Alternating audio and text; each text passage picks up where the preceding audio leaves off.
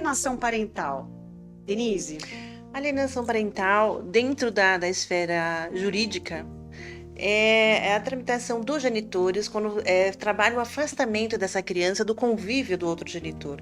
E isso acontece e não só em relação aos genitores, mas também com a família extensa, os avós. Então, a ideia seria, né, geralmente isso acontece na separação, na dissolução do casamento, e essa criança, por sua vez, esse genitor ele tenta distanciar a vivência, né, e nós sempre colocamos o interesse da criança enquanto ECA, né, a proteção integral da criança, e é o direito da criança de conviver com os genitores.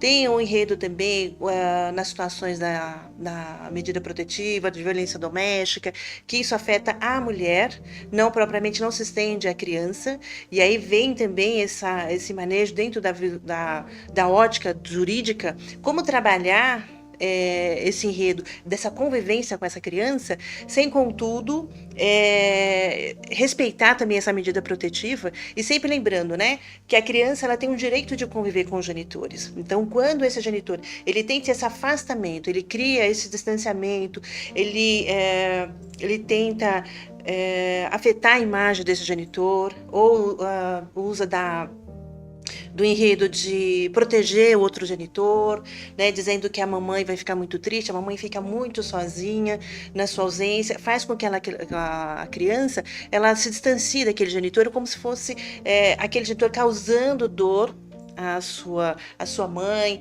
ou faz aqueles comparativos de que com a mamãe você pode, lá você não está amparado, ou o papai não observa, ou ele não tem tanto cuidado quanto a mamãe, e isso tudo vai afetando a criança, ela vai se afastando, e isso é um grande prejuízo. Né? E isso vai refletir na vida adulta, na adolescência, e aí eu sempre falo que dentro do parâmetro, né, numa dissolução, num divórcio, existe a separação do homem e da mulher, mas jamais da criança. O pai e a mãe não se separam. E aí precisa ter esse time, esse preparo, esse acolhimento para que essa criança não seja afetada, porque ela é o bem mais precioso. E às vezes há a impressão de que ele é aquela caixinha, né, que ela se torna um objeto, ela é manipulada, né? Então, às vezes, eles não estão nem tentando cuidar do enredo da criança. Eles estão ali afetando, provocando, é a forma da vingança, daquela relação mal resolvida, daquela dissolução afetada, triste, seja lá quais foram as razões que houve esse enredo, e fatalmente ele usa aquela criança que é a vulnerável da situação, que é a fragilizada, para criar esse afastamento, para afetar de fato a imagem, e a criança precisa, né? Não existe uma mãe 100% que não reflita a necessidade desse pai, né? A criança precisa dos dois genitores, e fatalmente os adultos que já têm a maturidade é que devem estar preparados para lidar com essa dissolução, e o judiciário ele vem com a letra da lei, vem de uma forma mais ríspida, né? Não vem com essa questão tratando da emoção, e vai fatalmente ter a sua sanção por esse comportamento, e também ele não se pode falar que é uma questão pontual, né? Tem que ser reincidente, tem que ser e fatalmente porque a própria dissolução existe ali um enredo, em alguma colocação vai haver essa colocação, uma palavra, né, um enredo ali, e isso é uma coisa isolada, vamos colocar que não é aceitável, mas que fatalmente tem um reflexo da própria dissolução.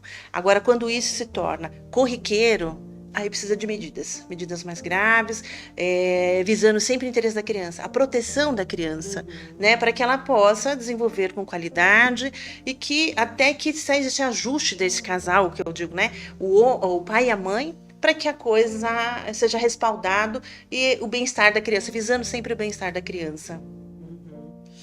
E, Luciana, dentro desse contexto, a psicanálise vai olhando esse desenvolvimento psicoemocional dessa criança que está dentro dessa separação desses pais, e que não vai existir ex-pai nem ex-mãe na vida dessa criança, embora tenha ali a conjugalidade dissolvida, mas a parentalidade permanece. Né? Então, dentro desse contexto, como a psicanálise olha esse parâmetro, família, parental?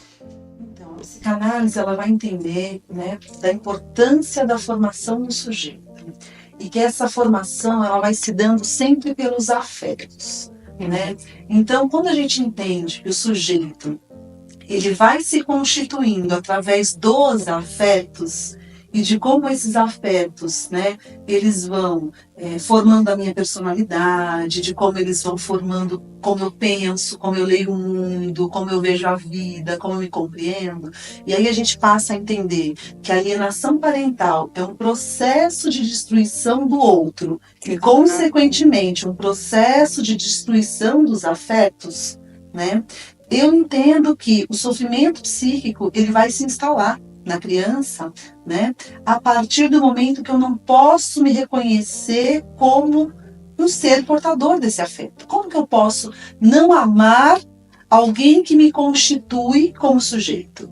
Como eu posso destruir a imagem que eu tenho daquela pessoa que para mim era uma referência? Então isso abala minha autoestima, isso abala minha leitura de mundo, isso abala minha confiança, a minha segurança, a minha capacidade de me projetar também como um sujeito de afetos e um sujeito que vai oferecer afetos. Né? Então é nesse sentido que se instaura ali o processo de adoecimento psíquico. Né? E isso também está dado para os pais, né? Porque esses pais também estão adoecidos, né? Psiquicamente, sim. quando estão nesse processo de manipulação dessa criança ou desse adolescente. Né? Por quê? Porque eles estão ali numa guerra de poder. Né? E o poder é toda forma de destruição mesmo das relações de afeto. É forçar a relação. É forçar a relação, porque quando eu quero submeter o amor do outro à minha dominação, né, automaticamente eu estou colocando para esse outro a impossibilidade de me amar voluntariamente. E se esse outro não pode me amar voluntariamente, quase que ele não pode nem existir, porque ele também não pode ser amado voluntariamente. Perde o genuíno do afeto, desse elo, vira um prejuízo. Exatamente, para a vida toda. Para a vida toda. Muito bem. E a síndrome de alienação parental? Ela é diferente da alienação parental, né? Todo um processo aí, Denise? A alienação, ela é o efeito da síndrome. E como que ela funciona? São os procedimentos, são as condutas desses genitores. E às vezes é uma forma muito sucinta, muito ali, assim, ela é revestida. Você não consegue identificar já. Um exemplo é um enredo, o dia de visita do genitor. Então o papai vai lá buscar. A mãe já começa a fazer um trabalho. Olha, mamãe vai para um passeio muito legal. E geralmente é um parque, é alguma coisa que aquela criança gosta muito. Ou vai para casa de um parente. E ela fala assim, uma pena que você não vai. Né? Mamãe gostaria muito que ela vai sabotando, ou ela vai dizer, ela tanta saudade. E a mamãe fica triste, ou se nós tivéssemos, né, se fosse o seu dia de ficar com a mamãe, nós iríamos fazer isso. Então ela vai sabotando o enredo da perspectiva, qual que seria aquela atividade do pai. Em contrapartida também, nós temos o genitor, que também às vezes vai macular a imagem da mãe, ele vem trabalhando, então a mãe, ela é a mãe que quando ela tem a guarda unilateral, independe, né? Quando ela é a responsável pela guarda, ela tem a parte difícil, que é a parte educacional, a parte da rotina, do não, de todo o enredo da criança, dos horários em si. Aí vem o pai, que é de final de semana. Fatalmente, o final de semana é muito mais prazeroso. Ele não tem tantas regras, ele não está condicionado a horários. E dá aquela falsa ideia para a criança que está em maturação de que aquela condição é melhor estando com o papai, porque ela tudo pode. Então ali ela não tem o regramento, ela